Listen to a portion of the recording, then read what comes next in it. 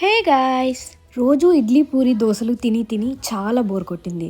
మంచి వర్కౌట్స్ అయ్యాక ఈ ఫుడ్ తినండి, మీరు కావాలనుకున్న రిజల్ట్ మీకు తప్పకుండా వస్తుంది. ఎక్కడో చెప్తాను, రీల్ సేవ్ చేసి పెట్టుకోండి. వీళ్ళ దగ్గర sprouts, peanuts, chana and boiled corns available గా ఉంటాయి. నేను ఫస్ట్ ఒక 2 బాయిల్డ్ ఎగ్స్ చెప్పా.